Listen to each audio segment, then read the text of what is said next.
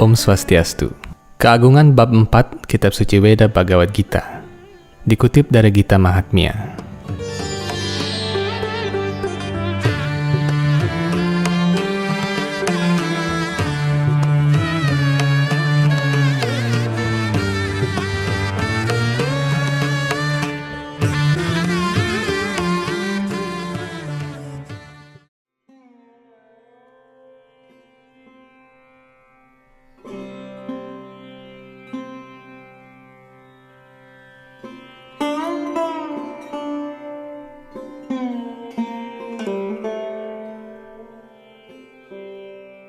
Sri Wisnu berkata, Laksmi yang kucintai, sekarang aku akan menguraikan keagungan dari bab 4 Srimad Bhagavad Gita. Di tepi sungai Gangga terdapat sebuah kota suci bernama Kashi atau Varanasi. Di sana terdapat sebuah kuil Batara Siwa bernama Vishwanatha.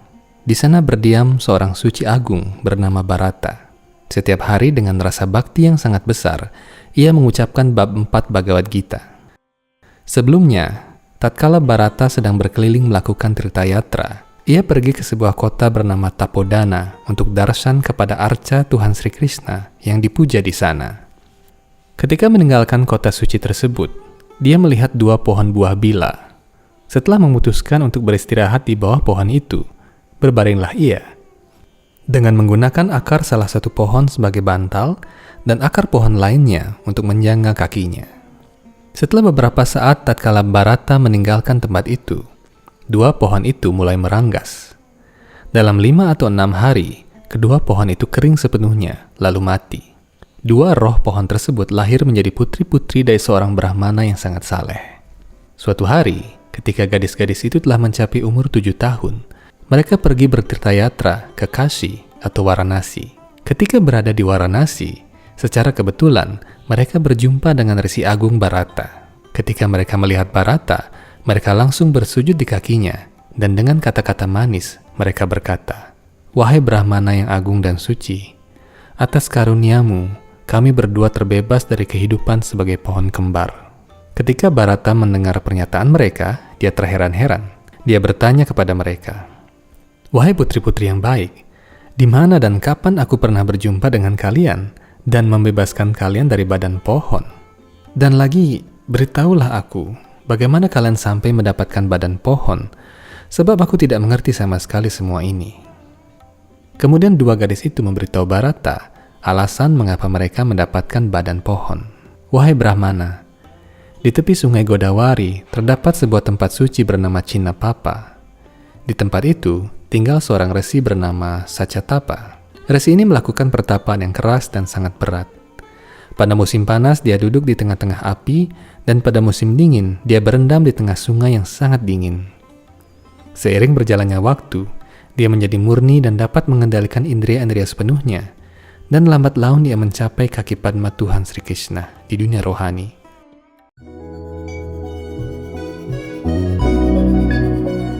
Hindu Times Channel kini memiliki fitur Join Member.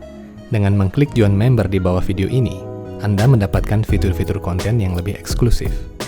Anda dapat memilih salah satu di antara 3 fitur member kami, yakni Kanista, Madhyama, dan Utama, sesuai kebutuhan Anda.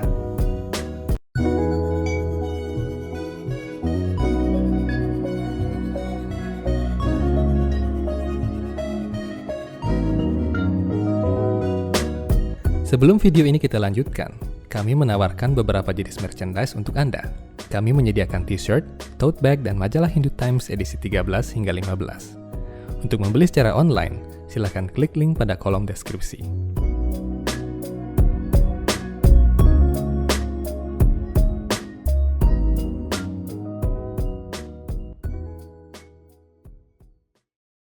Dewa Brahma pun mulai datang setiap hari mengunjungi tempat itu untuk bertemu Sacatapa dan mengajukan pertanyaan-pertanyaan kepadanya tentang bakti kepada Tuhan. Sementara itu Dewa Indra menjadi sangat cemas melihat kedudukan mulia Sacatapa. Dewa Indra berpikir bahwa mungkin saja pada suatu hari Sacatapa akan merampas kedudukannya sebagai Raja Surga.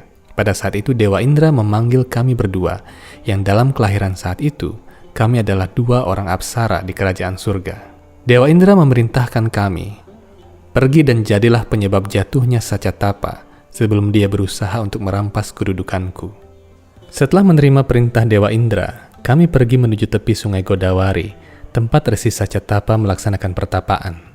Di tempat itu, kami berdua mulai menyanyi dan menari dengan gerakan-gerakan yang menggoyahkan iman di dekat Sacatapa, dengan maksud untuk menggoda resi itu untuk terlibat dalam hubungan suami istri bersama kami. Ketika menari, kain penutup badan kami melorot dan payudara kami menjadi terlihat. Ketika itu, resi yang suci itu mengambil air dengan tangannya, lalu ia mengutuk kami dengan kata-kata berikut. Kalian berdua, pergi dan jadilah pohon bila di tepi sungai Gangga. Begitu mendengar kutukan dari sang resi, kami berdua bersujud di kakinya memohon pengampunan. Wahai resi yang baik, mohon maafkanlah kami, sebab kami hanyalah abdi-abdi Dewa Indra. Melihat sikap kami yang rendah hati, resi itu merasa puas dan menyampaikan bahwa kami akan tetap menjadi pohon sampai Barata datang dan menyentuh kami. Resi itu juga memberkati sehingga kami akan dapat mengingat kelahiran kami yang sebelumnya. Wahai Brahmana Barata yang baik hati, ketika engkau mengunjungi Tapodana, engkau beristirahat di bawah kami. Ketika kami masih dalam badan pohon bila itu, engkau mengucapkan bab 4 Bhagavad Gita, dan dengan mendengarkan pengucapan itu, kami bukan hanya terbebas dari kehidupan sebagai pohon dan lahir di tengah keluarga penyembah Tuhan, kami juga kehilangan segala keinginan untuk menikmati dunia material yang penuh kesengsaraan ini. Sri Wisnu mengakhiri kisahnya. Wahai Laksmi yang kucintai, ketika kedua gadis itu menceritakan sejarah hidup mereka kepada Brahmana Barata, ia menjadi sangat bahagia, lalu kembali ke pasramannya. Kedua gadis itu terus mengucapkan dengan seksama bab 4 Bhagavad Gita setiap hari sepanjang hidup mereka, dan mencapai bakti kepada kaki Padmaku. Demikianlah berakhir keagungan bab 4 Srimad Bhagavad Gita yang dikutip dari Gita Mahatmya. Om Santi Santi Santi Om.